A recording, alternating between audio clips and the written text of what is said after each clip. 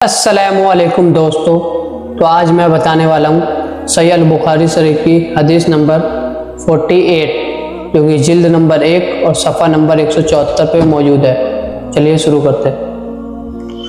बिस्मिल्लाहिर्रहमानिर्रहीम।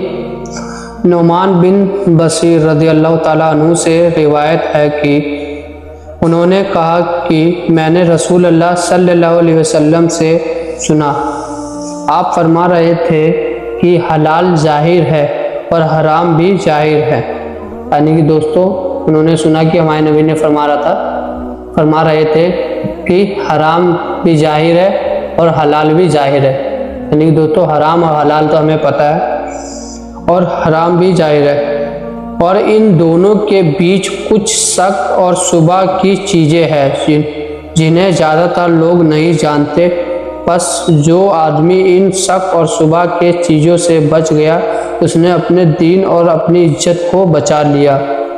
यानी कि दोस्तों हराम और हलाल के बीच एक शुबा है, यानी कि दोस्तों डर होता है, मतलब कि शक होता है कि ये हराम है या फिर हलाल, मतलब कि पूरा तरीके से पता नहीं होता, डर रहता है कि क्या है क्या नहीं। तो उस चीज़ से जो समझ गया इस चीज़ को वो अपने मतलब कि ईमान को बचा लिया और दीन और अपनी इज्जत को बचा लिया। दोस्तों आगे सुने। और जो कोई इन शक और शुबा वाली चीज़ों में पड़ गया उसकी मिसाल उस जानवर चराने वाले की सी है जो बादशाह की चरगाह के आसपास अपने जानवर को चराए करीब है। चरगाह के अंदर उसका जानवर घुस जाए, आगाह रहो कि हर बादशाह की एक चरगाह होती है। खबरदार, अल्लाह की चरगाह उसकी ज़मीन में हराम की हुई चीज़ें हैं। यानी कि दोस्तों उस तरीके से हो जाएगी जैसे कोई चरगाह होता है कि वो बादशाह के आसपास चढ़ाता है अपने बकरियाँ कुछ भी, उसे उस तरीके से अंदर से डर रहता है कि मेरा इसमें ये जानवर घुस ना जाए, घुस गया तो क्या होगा, किस तरह से उसके अंदर मतलब शक होता है। तो उसी तरीके से दोस्तों हम अल्लाह ताला का ये ज़मीन है, ये चारगाह एक तरीके से, इसमें बहुत से हराम चीज़ें हैं,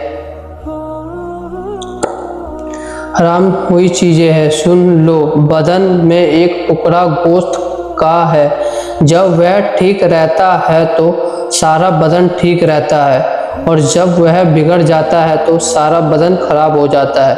आगाह रहो, वह टुकड़ा दिल है। यानी कि दोस्तों जैसे कि हमारे शरीर में एक टुकड़ा भी मतलब कि दोस्तों कट जाए या खराब हो जाए तो हम जिंदा नहीं रहेंगे, मतलब कि खराब हो जाएंगे। जैसे कि इस हदीस में बताया वो हमारा दिल है, जैसे हमारा दिल ही खराब हो जाएगा, दिल धड़कना ही बंद हो जाएगा तो हम जिंदा तो रह नहीं पाएंगे, पूरा शरीर ही बेकार हो जाएगा, बिगड़ जाता है। यानी कि दोस्तों सारा बदन ही एक तरीके से यही बताया गया कि उसी तरीके से हमें दीन और अपने सामने हमें हराम और हलाल में बिल्कुल ही क्लियर रहना है और शक नहीं करना है कि क्या है क्या नहीं ज़्यादा।